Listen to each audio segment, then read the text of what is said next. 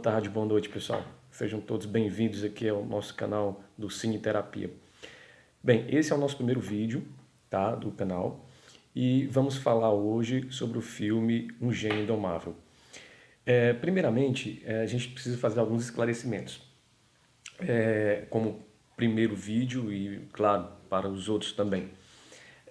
Quando a gente estiver aqui falando sobre os filmes com esse olhar psicológico, vamos dizer assim, é claro que nós não estamos aqui diante diante de uma consideração sobre uma verdade, certo? Não também sobre uma mentira, não é isso.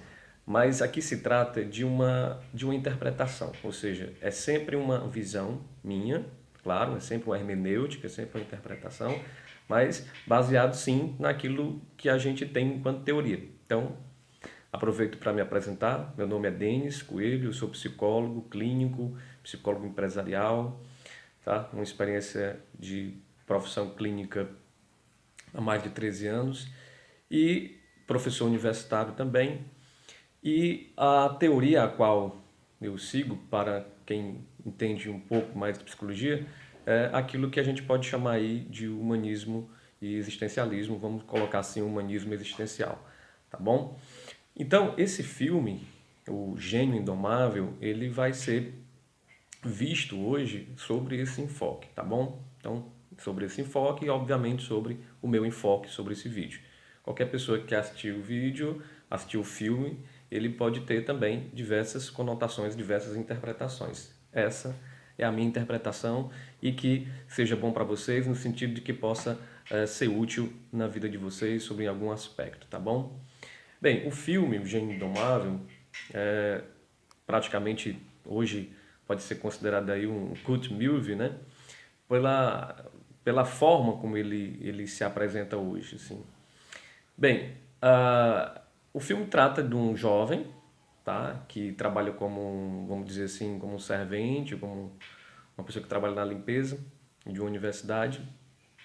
E esse jovem tem um histórico de delinquência, de brigas de rua, mas, como o nome coloca, né? Então ele tem sim grandes potencialidades, grandes genialidades, principalmente aí, né, no começo do filme, mostrando a sua genialidade nas ciências exatas, ou seja, na matemática. Então o professor da faculdade, ele lança um desafio para os seus alunos, colocando lá no quadro, no fanerol, no corredor, de uma equação para ver se os alunos responderiam. E o jovem, né, o Will, ele faz ele resolve esse cálculo em segredo, claro, quando não tem ninguém vendo. E pela segunda vez, depois ele é pego em flagrante pelo professor. O filme mostra simultaneamente, ele também teve um momento de delinquência, uma outra questão de delinquência, e só não vai preso porque o professor, né, faz um acordo com a justiça dizendo que vai ser o tutor dele, tá? E no caso encaminharam ele para uma terapia. Então esse é o acordo com a justiça. Ele faz a psicoterapia, o professor fica tomando conta dele, sendo o tutor, para que ele não vá preso. E o Will, né, o jovem, aceita esse acordo. Pois bem, então sobre esse processo terapêutico, esse aqui é o nosso foco, né? Sobre esse processo em que se encontra o Will. No início, claro, ele vai ter uma resistência ao processo terapêutico, certo? Que, para a gente, a resistência ao processo terapêutico é uma resistência ao encontro consigo mesmo. E a gente sabe, ou pelo menos na nossa interpretação sabe, por que essa resistência. Por que esse medo da terapia? Que na verdade tem a ver com essa própria resistência, esse medo de encontrar, né, entrar em contato com o seu mundo interior. Tão castigado, né, tão sofrido diante das suas experiências pregressas. Tá? Então, é um filme, e a gente vai ver, é um filme que trata de culpa, de autoaceitação, de autoamor e então, claro, de relacionamentos. Enfim, ele vai, sim, vai fazer a terapia, mas diante de tantos psicólogos que ele é indicado, que ele vai começar a terapia, sempre ele, né, confronta o psicólogo e não se ajusta a praticamente nenhum dos psicólogos que apareceram para ele. Até chegar num psicólogo, que é o que, né, transcorre o filme, né, interpretado aí pelo Robin Williams, Então, nesse processo de terapia, também vai sofrer resistência, ele vai provocar o terapeuta. Mas o terapeuta, que sente bastante, porque ele faz uma provocação com a ex-esposa do terapeuta, que é a qual já está falecida, então o terapeuta sente, mas logo em seguida o terapeuta chama para ele sair do consultório, né, diante de um lago, e expõe de que ele conhece muitas coisas, que ele sabe de muitos assuntos, que ele conhece muitos livros, mas ele não sabe nada sobre a vida. Trazendo uma certa reflexão ao Will sobre isso, né? De saber de muitas coisas, mas não ter vivido. E isso realmente tem pautado a vida do jovem, né? De que ele tem se restringido na sua experiência, na sua condição existencial, de se lançar na sua condição existencial, tá? Tanto que ele trabalha, né? Estava trabalhando como servente e depois vamos colocar assim, como pedreiro, né? Trabalhando na construção civil, sabendo intimamente que ele poderia muito mais do que isso, que ele poderia estar numa colocação profissional e financeira melhor do que isso. Isso até incomoda os seus amigos, o seu principal amigo o incomoda bastante. Para esse amigo é como se fosse é uma ofensa para eles. Saber que o Will tem uma capacidade enorme e está ali, né, trabalhando, né, juntamente com eles. Isso ele gosta sim da companhia, mas sabe que ele está se castigando. Pois bem, então aparece também no filme, no decorrer do filme, ele conhece uma jovem, né? E começa a se envolver com essa jovem. E aí onde começa também a ser demanda, vamos dizer assim, demanda e assunto para a própria terapia. Né? Ele fala dessa mulher para o terapeuta e o terapeuta também fala da sua ex-esposa, como conheceu. Né? Relata que conheceu, o terapeuta conheceu-a quando ele estava num jogo, no final de campeonato, e ao invés de ter assistido o filme, foi conversando com ela, certo? Na lanchonete, assim, e não assistiu, não viu o jogo. Isso foi uma experiência que ficou, aliás, foi um relato que ficou para o Will, tá? A gente vai ver isso no final do filme, como é que isso também foi um pouco marcante para a vida dele.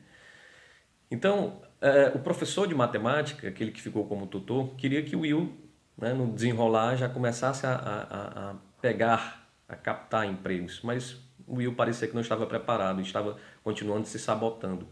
E o psicólogo dizia que ele também não estava preparado ainda, e parecia que sim, o psicólogo estava correto, porque o Will ainda se escondia, certo, de si mesmo, e escondia as suas potencialidades, escondia a sua própria genialidade.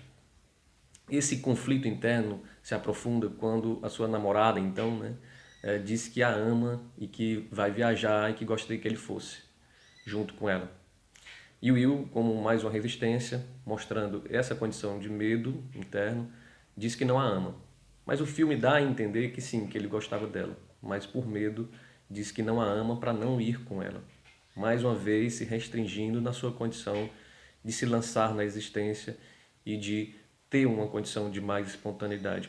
Então a ferida estava ali, mais uma vez, né, aberta, vamos dizer assim, e trazendo todo aquele resgate de autoculpa. Só que isso vai sendo cada vez mais explorado, né, intensificado, né, principalmente na relação terapêutica. Quando o jovem Will, né, é confrontado pelo terapeuta ao saber do histórico de vida dele, ou seja, que ele foi abandonado pelos pais e até mesmo os pais adotivos tinham violentado ele. Né? Não disse se foi uma violência sexual, me parece violência física, agressões físicas, mas então essa é a história pregressa e o terapeuta coloca de uma forma abrupta, de uma forma até um pouco mais não convencional, vamos dizer assim, de que ele não tem culpa, certo? De que ele não tem culpa, de que ele não se sinta culpado pelo aquilo que aconteceu com ele. Mostrando nas entrelinhas, claro, de que todo o percurso que ele está trilhando é uma espécie de autossabotagem, né? Exatamente por se sentir culpado. E essa é uma das marcas das pessoas que se sentem culpadas, né? A autossabotagem, a autointerrupção dos nossos processos. Então, ou seja, o que a gente vai entender como uma neurose, né? Como bem colocado aí pela Gestalt terapia, ou seja, esse processo de autointerrupção, de não autossatisfação das suas necessidades. Então, o Will, ele não ele não vai buscar as suas realizações, porque internamente se sente culpado, mesmo sendo ele ter sido vítima, né? Ele se sente vítima, mas ele incorporou isso, assimilou isso e ele se sente culpado. E aí acaba ele mesmo se sabotando e se autocastigando, né? Se autoflagelando nisso. E quando o psicólogo confronta, parece que cai um pouco essa ficha, se sente principalmente acolhido pelo terapeuta, isso é que é importante, e aí mostrando uma relação de amor, claro, com a relação de amor que a gente entende aqui, uma relação de cuidado, a gente entende, uma relação de afeto, sim, né? A relação terapêutica, ela não é para ser uma relação fria, ela não é para ser uma relação fragmentada, ela é sim uma relação de afeto, e a gente pode dizer que essa relação terapêutica, onde mostrou-se amor, mostrou-se acolhimento pelo terapeuta, ele passa também a se sentir amado e não, né, resgatar essa autoculpa e então dissolver pelo menos um pouco dessa autoculpa, se sentindo não mais culpado. É claro que isso é um filme, né, não é obrigatoriamente um retrato de uma realidade, mas ele serve para explanar um pouco de como que as relações realmente podem curar. E de que como a relação terapêutica, né, não exatamente a técnica, o método, mas como a relação terapêutica, nesse caso, e aí podemos considerar assim uma relação humanista existencial, aliás, dentro de uma configuração humanista existencial, que ela possa realmente curar. Como dizia Jacob Levi Moreno, criador do psicodrama, o homem se cura e adoece na relação. Então, se essas relações pregressas da vida dele o adoeceram, é a relação terapêutica que houve uma possibilidade de cura. E não só a relação terapêutica, né? Mas que a partir dela houve uma abertura de possibilidades para a cura através de outras relações, como a própria relação afetiva que ele estava tendo com a sua namorada. Pois foi exatamente isso que, ao ele ser tocado por essa relação terapêutica, ele se abre então para a relação afetiva e vai para o encontro dela. Ou seja, ela viajou, ela saiu, né, muito frustrada no momento que ele disse que não amava, mas ele muda de ideia e vai atrás dela nessa outra cidade. E aí, como eu disse, aquela história do terapeuta ao dizer que conheceu a esposa num jogo, num estádio, e não assistiu o jogo, preferiu conversar com ela, como eu disse, parece que realmente tem marcado. Porque ele desiste de alguns empregos, de algumas seleções que o seu tutor tinha indicado e vai atrás da sua namorada. Né? Parece que realmente ficou. E o insight que ele teve foi disso, que precisava, primeiramente, talvez, viver, né, e se curar dessas relações pregressas, de como isso ficou no seu psiquismo, para a partir daí dessas novas relações se tornar uma nova pessoa. Emprego e profissão, né, eu acho que no íntimo ele sabe que poderia conquistar a qualquer momento, mas precisava sim passar por novas relações, em relações mais verdadeiras, mais autênticas e relações mais curativas com a sua namorada e então consigo mesmo. Então, para finalizar essa primeira análise, é para mostrar de que através das nossas relações, certo? A gente sim, com abertura com essas relações, a gente pode sim se curar. Curar exatamente das relações pregressas, daquelas que nos fizeram mal. E então liberar a nossa culpa. Infelizmente, muitas vezes as pessoas que foram vítimas provenientes dessas relações abusivas, tóxicas, elas passam muitas vezes a ter comportamentos de culpa e de autossabotagem, neuróticos, e então, por que não também até de automutilação e, em último caso, né, de suicídio. Então, que através dessas relações, certo, isso possam criar espaços de ressignificações, certo, dessas relações passadas. E a terapia é um excelente espaço de ressignificação, certo, através do agora dessas relações que já se foram. Will, então, pode verdadeiramente agora ser um gênio, sim, e expor essa sua genialidade. Mas antes de tudo, antes de expor sua genialidade, ele sim precisaria ser um homem que fosse gênio, então, consigo mesmo, ou seja, que pudesse viver bem com o seu interior. Então é isso, pessoal. Esse foi o nosso vídeo, nosso primeiro vídeo. Espero que vocês tenham gostado. Quem gostou, curte. Quem gostou também compartilhe. Se quiser deixar um comentário, tá?